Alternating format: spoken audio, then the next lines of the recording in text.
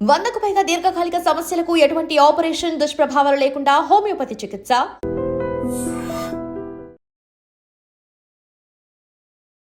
Welcome to iDream media. So జనరల్‌గా blood pressure, high BP ఇబ్బంది పెడుతూ ఉంటుంది. అయితే ఒక్కొక్కసారి ఒక్కొక్క టైంలో ఒక్కొక్కలాగా బీపీ లెవెల్స్ అనేవి కనిపిస్తూ ఉంటాయి. సో జనరల్‌గా బీపీ లెవెల్స్ అంటే ఎలా ఉండాలి? ఎంత ఉంటే అది నార్మల్ బీపీ అంటాము. ఎంత ఉంటే హై బ్లడ్ ప్రెషర్‌గా చెప్తారు. బీపీ టాబ్లెట్స్ వేసుకునే విషయంలో మనం తీసుకోవాల్సిన జాగ్రత్తలేంటి? చేస్తున్న తప్పులేంటి? వివరాలు తెలుసుకుందాం. మనతో పాటు ప్రముఖ internal medicine specialist doctor Rajesh Ukkala గారు ఉన్నారు. డాక్టర్ గారు నమస్తే అండి. నమస్తే. డాక్టర్ గారు జనరల్‌గా ఒక్కసారి బీపీ వీళ్ళకి వచ్చింది అంటే, వాళ్ళు హై బ్లడ్ ప్రెషర్ పేషెంట్ అన్నప్పుడు ఎంత ఉంటే వాళ్ళని బీపీ పేషెంట్ అంటాము? సో, మీరడిగిన క్వెషన్‌లో ఫ్యూ క్లారిటీస్ కావాలి. ఎందుకంటే, బ్లడ్ ప్రెషర్‌ని సీరియస్‌గా తీసుకోవడం అనేది హ్మ్.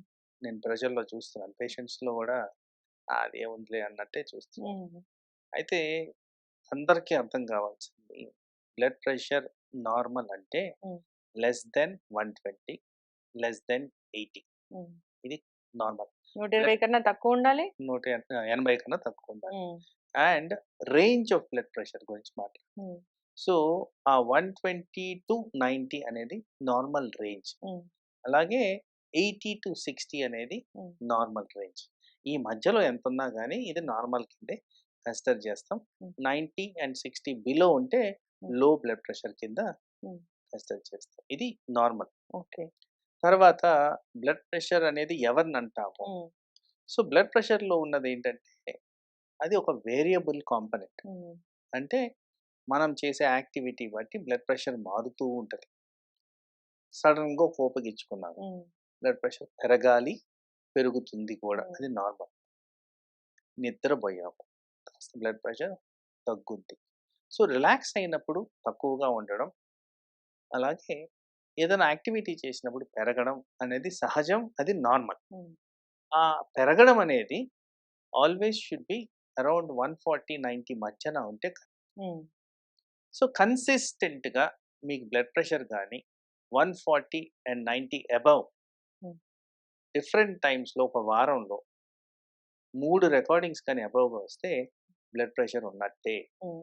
140 above hmm. In a first person అంటే firstly new diagnosis of blood ప్రెషర్‌ని అలా కేటగరైజ్ చేస్తాం. ఓకే. సో, ఈ మధ్య కాలంలో ఏమైంది బ్లడ్ ప్రెషర్ ఒక్కటే రావట్లేదు. హ్మ్. By one get one free అన్నట్టు డయాబెటిసో, డయాబెటిస్. కొలెస్ట్రాలో, థైరాయిడో ఇంకోటి ఏదో ఒక రకమైన ప్రాబ్లమ్స్ అయితే కనపడుతూనే ఉన్నాయి. సహజంగా కాస్త ఏజ్ రాంగానే 40 అబోవ్ రాంగానే ఇట్లాంటివన్నీ కనిపించేస్తున్నాయి. సో, ఏం చేశాము? ఈట్లికి ఏది బెటరు? హ్మ్. ఎక్కడ ఐడియల్‌గా సూట్ అవుద్దని చూస్తే 130, 80, 130, 80 ఉంటే ఇది పర్ఫెక్షన్. హ్మ్. మనకి అవయవాల మీద ఒత్తిడి పడకుండా, లాంగ్ టర్మ్ డ్యామేజ్ కాకుండా, బ్లడ్ ప్రెషర్ ద్వారా వచ్చే అనర్థాలు ఏవైతే ఉంటాయో అవన్నీ బెటర్ అయ్యే విధంగా ఉంటున్నాయి అనేది హ్మ్. గమనించారు. సో, టార్గెట్ బ్లడ్ ప్రెషర్ హ్మ్. అంటే ఒక పర్సన్‌కి బీపీ డయాగ్నోస్ అయితే వాళ్ళకి మందులు వాడిన తర్వాత, రెమెడియల్ మెజర్స్ వాడిన తర్వాత ఎంత ఉండాలి అంటే 130, 80 ఉంటే ఇది కరెక్ట్. ఇది లాంగ్ టర్మ్‌గా ఇది మెయింటైన్ చేసిన దానివల్ల బెనిఫిషియల్ ఎఫెక్ట్స్ ఉంటున్నాయి హ్మ్. అనేది 130, 80 హ్మ్. అంటే డయాస్టాలిక్ ప్రెషర్ అనేది అంతే ఉండాలా? 80 ఉండాలి. 85 అనుకుందాం ఆ! కొద్దిగా రిలాక్సేషన్ చేసినా గాని. బట్ ఇక్కడ ఏమవుతుందంటే నా ప్రాక్టీస్‌లో చూస్తే, ఇంతేగా సార్ ఇప్పుడే నేను గొడవ పడొస్తున్నా ఆ! కింద. ట్రాఫిక్‌లో వచ్చాను, పరిగెట్టుకుంటా హ్మ్. వచ్చాను, మీ దగ్గరికొచ్చాను భయమేసింది, వైట్ కోట్ హైపర్ టెన్షన్ ఇలాంటివన్నీ గూడా హ్మ్. గూగుల్ చేసి వాదనలవుతున్నాయి. హ్మ్. సో, వాస్తవానికేంటంటే, ఇప్పుడున్న న్యూరో టెర్మినాలజీ, న్యూరో గైడెన్స్‌లో బ్లడ్ ప్రెషర్‌ని ఒక విధంగా ఇన్వెస్టిగేట్ చేస్తే బెటరు అంటున్నారు. హ్మ్. ఎలా అంటే, ఉదయం, సాయంత్రం, మధ్యాహ్నం చెక్ చేయడం కన్నా 24 గంటలు చెక్ చేయండి. హ్మ్. కంటిన్యూయస్‌గా బ్లడ్ ప్రెషర్‌ని మానిటర్ చేయండి. ఈ 24 గంటల్లో నేను చెప్పిన విధంగా ఫ్లక్చుయేషన్స్ జరగడం సహజం. హ్మ్.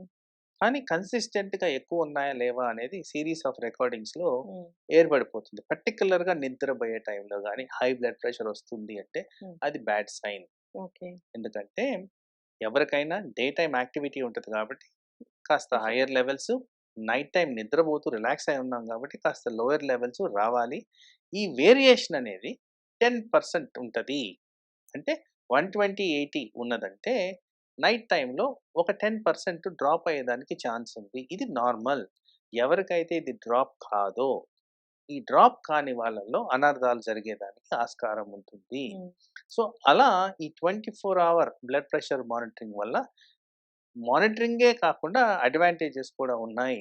మీరు అడిగిన క్వశ్చన్‌లో ఏ టైంలో చేస్తే ఉమ్, మంచిది? ఎప్పుడు మందులు వాడితే మంచిది? అవన్నీ గూడా దీంట్లో క్లారిటీ వచ్చేస్తది. ఉమ్, ఎందుకంటే ప్రతి ఒక్కరికి బ్లడ్ ప్రెషర్ డే టైమే ఉండట్లేదు. ఉమ్, ప్రతి ఒక్కరికి నైట్ టైమే ఉండట్లేదు.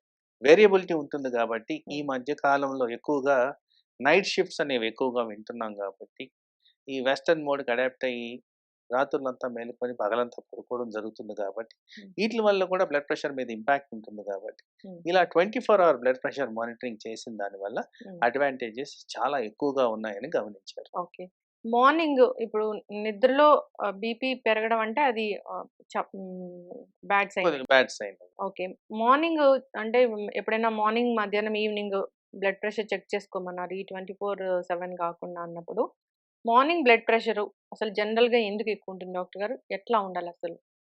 సో సహజంగా మీరు గమనిస్తే నేను ఇప్పుడు దాకా చెప్పిన హ్మ్. దాంట్లో నార్మల్ సైన్స్ బాడీలో జరిగే సైన్స్ ప్రకారం మనకి డే టైం కాస్త ఎక్కువగా ఉండడం, రాత్రులు తగ్గిపోవడం. హ్మ్. అంటే ఇది ఎట్లా తెలుస్తుందంటే మానిటరింగ్ చేస్తే గాని హ్మ్. తెలవదు. హ్మ్. ఎందుకంటే మనము మార్నింగ్, ఆఫ్టర్‌నూన్, డే టైమ్స్ మధ్యరాత్రులు ఎవరు లేసి బ్లడ్ ప్రెషర్ చెక్ చేస్తారు? హ్మ్. ఇంకా ఇంకొకటి ఏంటంటే ఒకవేళ మనం అలారం పెట్టుకొని లేసి చెక్ చేసినా గాని, హ్మ్.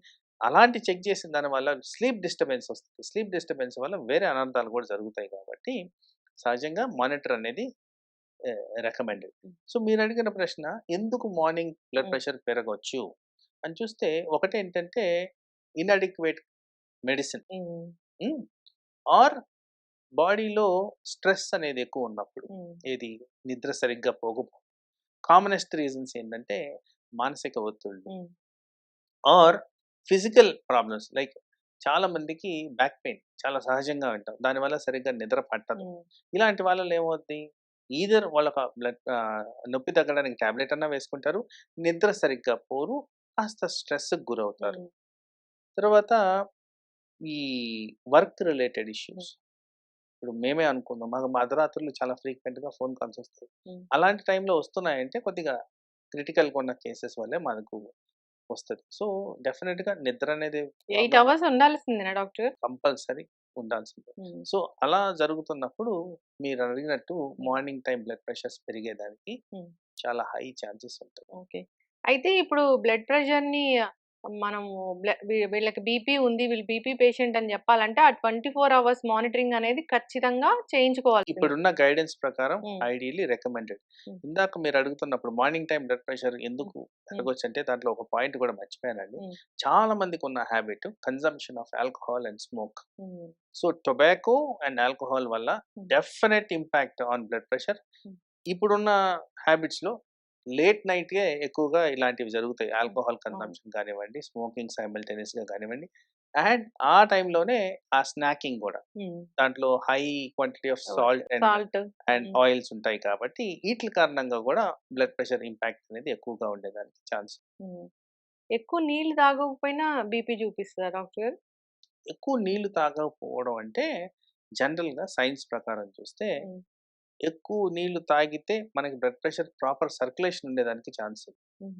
నీళ్లు సరిగ్గా తాగనప్పుడు బ్లడ్ ప్రెషర్ తక్కువైపోద్ది. లైక్ ఇప్పుడు లూజ్ మోషన్స్, వామిటింగ్స్ అయ్యాయండి. హ్మ్. So, dehydration. డీహైడ్రేషన్ వల్ల ప్రెషర్స్ తగ్గుతాయి గానీ హ్మ్. పెరగవు. ఓకే. అయితే డాక్టర్ గారు మార్నింగ్ బీపీ పెరుగుతుంది అన్నప్పుడు 140 అట్లా ఉందంటే ఖచ్చితంగా వాళ్ళకి బీపీ ఉందన్నట్లే ఇంకా. ఎందుకంటే యాక్టివిటీస్ ఏమి ఉండవు గదా! మీరు చెప్పినట్లు ఈ రీజన్స్ వల్ల. ఈ సాయంత్రం కల్లా బీపీ అంటే పె ఆహ్, ఒకవేళ లెవెల్స్ పెరిగితే కన్సిడర్ చేస్తామా మనం బీపీ లాగా? కన్సిస్టెంట్‌లీ 3 టైమ్స్ ఆన్ ఎ హ్మ్. Different days of the week హ్మ్. 3 రికార్డింగ్స్ డిఫరెంట్ టైమ్స్‌లో, హ్మ్.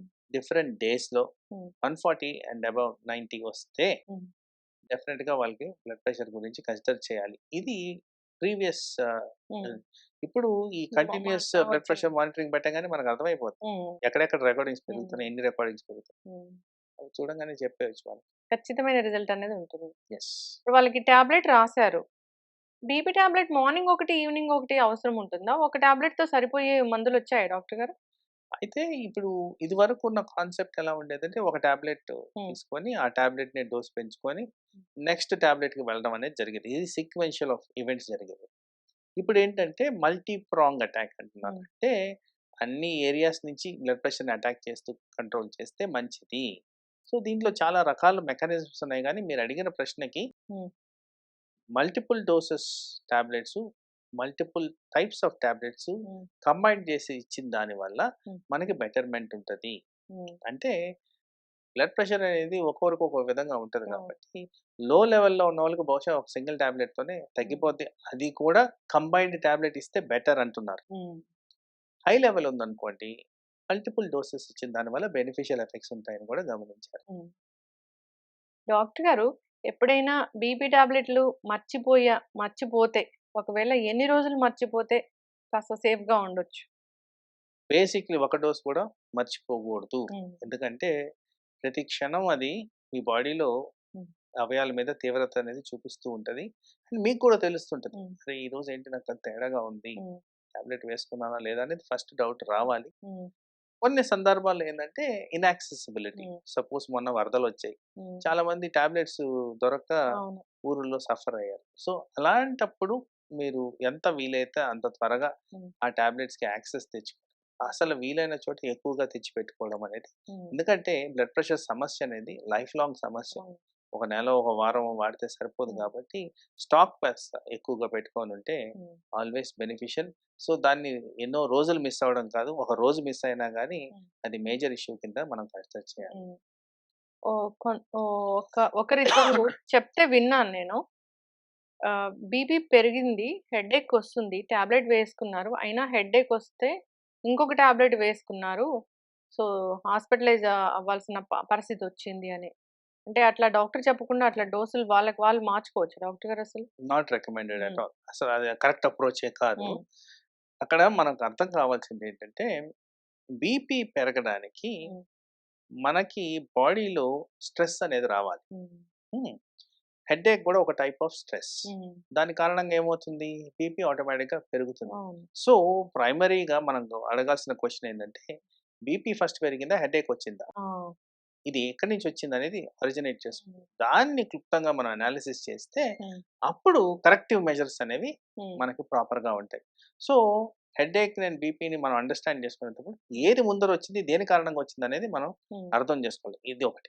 రెండో పాయింట్, ఇంపార్టెంట్ పాయింట్, ఇది ప్రజల్లో నేను ఎక్కువగా పేషెంట్స్లో గమనించింది, హెడేక్ వచ్చింది కదా అని చెప్పి ఈ నొప్పుల టాబ్లెట్లు వేసుకుంటారు. అవును. Most important side effect of pain killers ఏంటంటే బ్లడ్ ప్రెషర్ని పెంచడం. Hmm. దాని కారణంగా కూడా మనకి ఎఫెక్ట్ అనేది జరుగుతుంది. కాబట్టి ఇది కాస్త జాగ్రత్తగా Hmm. మనం చూసుకోవాల్సిన అవసరం అయితే ఉంది. బీపీ టాబ్లెట్స్ వేసుకున్నామని మర్చిపోయి ఇంకో డోస్ కూడా వేసుకోకూడదు. సో, అసలు దాన్ని స్కిప్ చేయకూడదు. ఎస్. ఒకవేళ బీపీ ఉంది, బ్లడ్ ప్రెషర్ పెరిగిపోయింది, చాలా పెరిగిపోయింది అంటే బాడీలో ఎలాంటి లక్షణాలు కనిపిస్తాయి? సహజంగా blood pressure is a silent killer. ఎక్కువగా సిమ్టమ్స్ కనపడవు, వచ్చినప్పుడు చాలా కెటాస్ట్రాఫిక్గా వస్తుంది. మీరు కూడా చాలా సార్లు వినుంటారు, ఈ మధ్య మనం వింటున్న అనర్థాలకి హ్మ్. చాలా మటుకు బ్లడ్ ప్రెషర్ ఒకటి కారణం అయి ఉండొచ్చని నేను అవును. అనుకుంటున్నాను. అవును. వాటిల్లో ముఖ్యంగా వచ్చేవేంటి, హెడేక్, తల తిరగడము, Hmm. చెమటలు పట్టడము, చేత కాకపోవడం, Hmm. ఆయాసం, కళ్ళు తిరగడము, గుండె దడ, ఇలాంటివన్నీ ఫ్రీక్వెంట్గా మనకి కనిపించే సిమ్టమ్స్. బట్ ఇది అందరిలో కనిపిస్తుందని గ్యారంటీ అయితే లేదు. Yes. But element of doubt రాగానే Hmm. ఫస్ట్ మనం చెక్ చేసుకోవడం అనేది ఇంపార్టెంట్. బీపీ అయితే ఒక 25 వయసు నుంచి చెక్ చేయించుకోవాలి. 25 Absolutely. ఇయర్స్ ఆఫ్ ఏజ్ నుంచి. అబ్సల్యూట్. ఒకప్పుడు అంటే 40 ఏళ్ల తర్వాత చేసుకునేవాళ్ళ?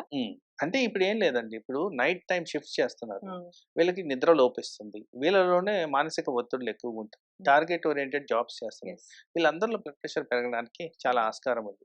తర్వాత ఈ నైట్ షిఫ్ట్స్ చేసే వాళ్ళలో అబ్నార్మల్ ఈటింగ్ హ్యాబిట్స్ ఉన్నాయి, అది కూడా హై క్యాలరీ ప్రాసెస్డ్ ఫుడ్స్ తింటున్నారు, దాంట్లోనే salt, oil, masala, everything is high. అవును. అందుకోసం ఛాన్సెస్ ఆఫ్ బ్లడ్ ప్రెషర్ చాలా ఎక్కువగా ఉంటుంది. చక్కటి ఇన్ఫర్మేషన్ డాక్టర్ గారు. బీపీ మానిటరింగ్, దానికోసం ఒక స్పెషల్ మానిటరింగ్ మెషిన్ వచ్చింది. Yes. 24 అవర్స్ అది మానిటర్ చేస్తుంది. అది అక్యురేట్‌గా వస్తుంది, లెవెల్స్ అనేవి, రీడింగ్స్ అనేవి. దాన్ని బట్టి మందులు వాడితే మంచిది. అందరూ ఫాలో అవ్వాలని కోరుకుందాం డాక్టర్ గారు. చాలా చక్కటి ఇన్ఫర్మేషన్. ధన్యవాదాలు. one life lesson what medicine has taught you. whatever you can do without expecting. But I really believe మన పాజిటివ్ యాటిట్యూడ్ ఉంటేనే మనం ఏదైనా సాధించగలం. గట్ని మనం కరెక్ట్ గా డీల్ చేసినట్లయితే అది మనకి పాజిటివ్ హార్మోన్స్ ని రిలీజ్ చేస్తుంది. షుగర్ వచ్చిన వాళ్ళ పరిస్థితి ఏంటి? పొట్ట దగ్గర పెరిగితే దాన్ని ఆండ్రాయిడ్ అంటారు, ఆండ్రాయిడ్ ఫోన్ కాదు. అసలు థాట్స్ ఎందుకు వస్తాయి? బ్రెయిన్ డెడ్ అంటే దానికి ప్రపంచం అంతా కూడా కొన్ని నిర్దిష్టమైనటువంటి లక్షణాలు ఉంటాయి. మానసికంగా ధైర్యంగా ఉంటే క్యాన్సర్ జయించవచ్చు. You are a doctor for a cause sir, అంతే. వాళ్ళకి వచ్చిన ఆదాయం కాకుండా ఫ్రీ సర్వీస్ ఎంతమందికో చేస్తుంది.